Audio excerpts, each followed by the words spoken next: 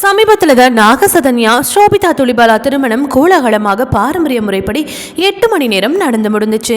இதனைத் தொடர்ந்து குடும்பத்தோடு கோவிலுக்கு சென்று சுவாமி தரிசனமும் செய்துள்ளார்கள். நாகசதன்யா திருமண அறிவிப்பை வெளியிட்டதிலிருந்தே சமந்தாவின் ரியாக்ஷனை தான் ரசிகர்கள் உற்று நோக்கி வருகின்றனர். ஆனால் சமந்தாவோ எதையும் கண்டுகொள்ளாமல் தனது வேலையை பார்த்து வருகிறார்.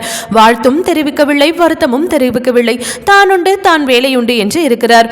நாகசதன்யா திருமணம் நடந்த நாளில் சமந்தா ஒரு சிறுவனுடன் சண்டை போடுவது போல ஒரு வீடியோ பதிவை தன்னுடைய ஸ்டோரியில் பதிவிட்டிருந்தார். மேலும் எப்பொழுது போல நன்றாக சண்டையிட்டு என்றும் எழுதியிருந்தார். இதை ரசிகர்கள் தனது பலமான மனநிலையை உணர்த்தும் விதமாகவும் எதற்கும் கலங்க மாட்டேன் என்பதை தெளிவுபடுத்தும் விதமாக போட்டியிருந்தார் என்று குறிப்பிட்டு ஆரம்பித்தனர். இந்த நிலையில தற்போது புதுமண தம்பதிகளாக நாகசதன்யா ஷோபிதா ஹனிமூனுக்கு ஐஸ்லாந்து செல்லவிருக்கிறார்கள். இந்த நிலையில இந்த அறிவிப்பு வெளியான அதே நேரத்தில் சமந்தா ஒரு ஸ்டோரி போட்டுள்ளார்.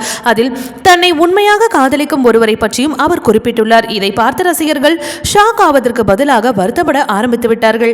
சமந்தா செல்லமாய் ஒரு நாய் வளர்க்கிறார். அதன் பெயர் ஷாஷா. எப்பொழுதும் அந்த நாய் மட்டும்தான் சமந்தாவுடன் ஒரு எமோஷனல் சப்போர்ட்டாக இருந்துள்ளதாம். இதை தனது ஸ்டோரியில் என் மீது உண்மையான காதலை செலுத்தும் ஒரே ஆள் ஷாஷா என்று குறிப்பிட்டுள்ளார். இது பலருக்கு கனெக்ட் ஆகியுள்ளது. மனிதர்கள் ஏற்படுத்தும் காயங்களுக்கு ஒரு மருந்தாக நாய்களும் பூனைகளும் தான் உள்ளது. வாய் திறந்து பேசி ஆறுதல் கூற முடியவில்லை என்றாலும் அதற்கு தெரிந்த பாஷையில் அன்பாக நமது அருகாமையில் வந்து அமர்ந்து கொள்ளும். அதன் குட்டி சேட்டைகள் ஆறுதலாகவும் அமையும்.